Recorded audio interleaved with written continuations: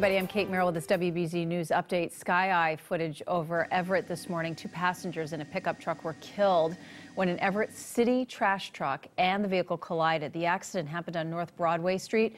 That area will be blocked off for much of the afternoon. The driver of the pickup truck is still in serious condition.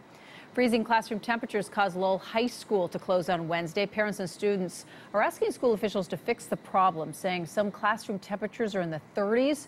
School staff had no comment on what the plan would be moving forward. In Scituate, people are bracing for tomorrow's storm. Town officials are warning people they need to prepare today.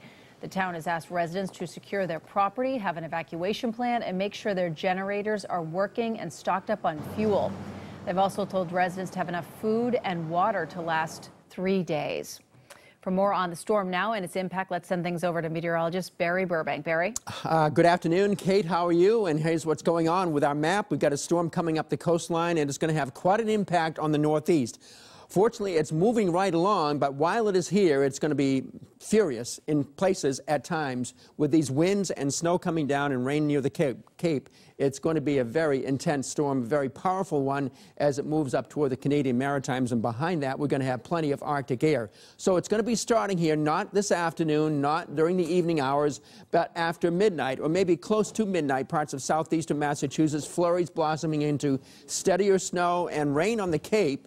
Now that rain-snow line may be wobbling back and forth. There'll also be some sleet involved here near the south coast and over southeastern Mass, down over the Cape, and then eventually, although it's raining hard for a while, it's going to flip back to snow, and there'll be a flash freeze on the Cape with the temperatures falling below 32 degrees during tomorrow. We got snow bands here all through tomorrow, but during the afternoon, note the timestamp, the snow bands tend to decrease, so the main bulk of the storm, most of it's going to be happening during about 8 a.m. to about 3 p.m. That's when most of this snow will fall. And I think there's going to be a solid foot of snow in the I-95 corridor here, extending into southeastern Mass. A few spots could be up to 15 inches of snow here, and some of this is going to be a pastier, wetter snow down toward the Cape Cod Canal, while it's going to be a fluffier snow off to the north and west, much lower amounts on the Cape. So we certainly have the thing winding down later tomorrow, but there will be some strong wind gusts in here as well. The impacts will be hazardous travel starting before dawn tomorrow in most spots. The damaging wind gusts, be prepared for power outages out of this situation, and the coastal flood threat, so there'll be a high impact from that, and the frigid cold, which is going to be coming in beyond that. So we are in a winter storm warning up for much of the region. In the orange shaded area, there is a blizzard warning up for late tonight through most of tomorrow, with these winds of 50 to 70 miles per hour in gusts now, not sustained, but gusts of wind. Inland areas 35 to 50 miles per hour. That's the way it's looking. And of course, we have the coastal concerns with the main high tide happening at midday tomorrow. That's the tide of most concern, with minor to moderate flooding, and could be some pockets of major coastal flooding, especially on the parts of the South Shore and down in the Cape Cod Bay there. So as we see it, the forecast looks like this.